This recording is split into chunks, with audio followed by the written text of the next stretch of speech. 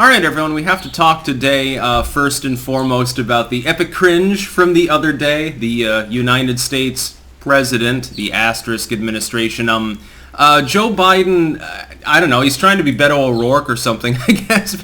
Watch this, link in the description. I'm not going to bother archiving this, just watch it for yourself. It's a clip of Joe Biden from the other day, and I think this one comes from Tucker Carlson. Not a fan, but, you know, the commentary is apt there. And there's one point that he makes that's actually correct, which is, I don't know, at least domestically, I don't know of any other, at least modern situation in which the sitting president, steward really, but he's considered the sitting president, has been upstaged and cringed so badly. It is on Beto O'Rourke levels. For the 10 people who haven't already seen this and seen either commentary or jokes about it, this is the new Let's Go Brandon level meme from the Biden White House, currently spawning a bunch of memes. He's at a gathering at the White House, sort of a star-studded affair, and there's, like, you know, people in uniform and dignitaries and shit there.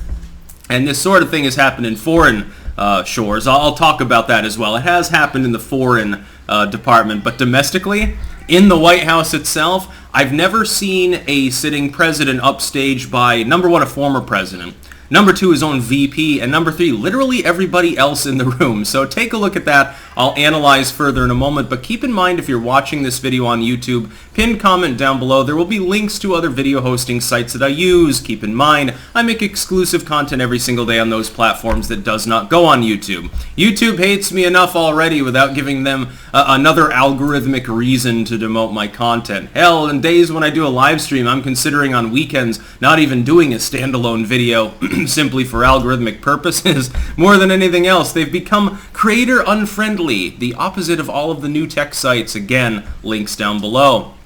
Let's analyze this. First, we'll give a little bit of latitude.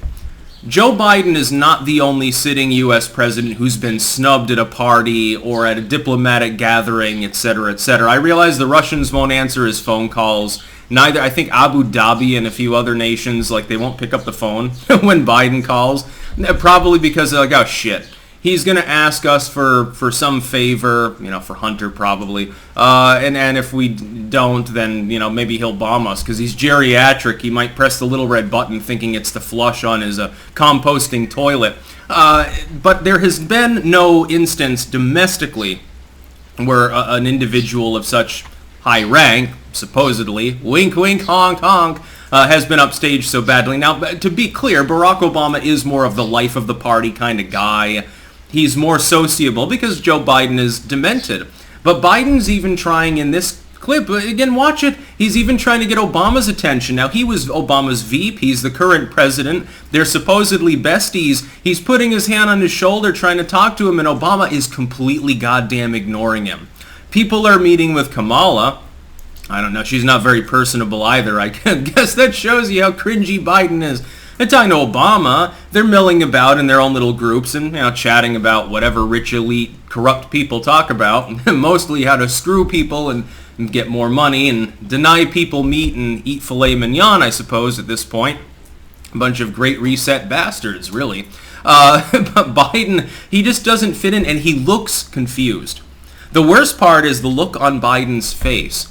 He looks like he doesn't know why this is happening. Like, hey, man, hey, I was really popular back in the 1960s when I was a lifeguard. Kids used to rub my legs, and, you know, I've been a senator, VP, now I'm president. Why are you ignoring me? Well, the fact is, Barack Obama, for all of his many very obvious faults, is simply, he has a better personality. He's more charismatic than Biden. He's more fun to talk to. Biden, he's going to trail off in the middle of the conversation, either forget what he's talking about or potentially do something cringy or sexist. He'll grab your wife, say, hey, man, let's get a selfie, and he'll have his hand around her boob or something, maybe underneath if she's under 18. If it's under 18, Joe Biden's hand wants to be underneath her. Let's just put it that way. It seems to be a prevalent pattern. Even his own daughter has alluded to questionable things with regards to showering. Of course, you haven't heard much about Ashley Biden's diary from the legacy media. They'll fixate on Hunter Biden's laptop and very carefully make sure that you know that Joe Biden's totally not implicated in business dealings there. But there have been foreign situations, and one of them, ironically enough, involves Obama. I've come back to this several times to contrast with Trump. Never happened to him, because nations were afraid of doing so. There was one time on his last diplomatic visit to China, you might remember this, Obama had visited China before, and other nations. Usually, you got the trumpeteers and the red carpet and the dignitaries and all of this other shit. The press is there, and there's flashing cameras and stuff. He goes to China his last time, there was nothing. And there was this famous video of him going onto the tarmac off of Air Force One. And he looks around like he's confused at the time. He's like, this is kind of weird. The eagle has landed. Where's the eagle's nest? And there's nothing there. And so he, then he double steps it over, gets into the presidential limo, and goes off to unsuccessfully meet with China and try to extort them. And it was very funny, and it was very cringy. But this outdoes that because it's domestic. Okay, it's one thing if a semi-hostile, competitive foreign state, they've decided to snub you diplomatically, and Obama, again, should have turned around, gotten back on Air Force One, and flown back home and made up some excuse. Well, I'm sorry, I was looking forward to our visit, but duty calls. That would have been the proper response in East Asian politics. Of course, he didn't do that. But how do you respond when it's in the White House? Technically, it's your own rental property for your term. You're supposedly the big cheese. Supposedly the big dog will take you out behind the woodshed and give you a shellacking in push-up contests, and everyone is ignoring you. This is the cringe that launched a million memes. It's just like Let's Go Brandon or any of the other weird stuff that Joe Biden has done. And this time it involves other people. Again, supposedly friends, close allies, members of his own administration, absolutely goddamn ignoring him. And there is no other modern counterpart. That never happened to Obama. So not domestically, at least. It never happened to Bush. Certainly never happened to Trump. Don't think it ever happened to Herbert Walker, or even Jimmy Carter.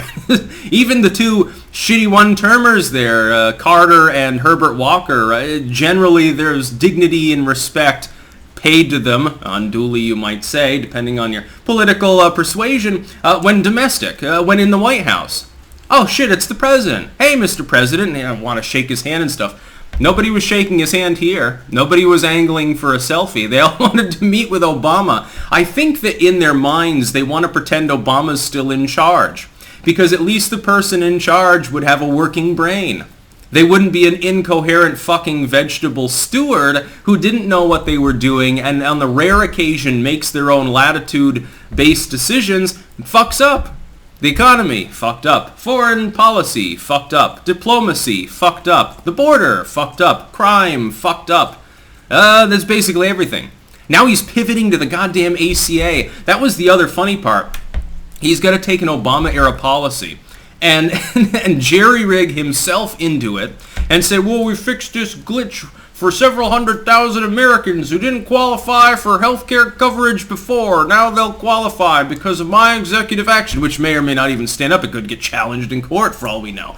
Probably not. Nobody really cares. You've pivoted away from issues that affect millions, tens of millions of people, or even the whole population, like inflation or something, gas prices. Doesn't affect maybe the super rich, but 99% of the population. They feel that pinch.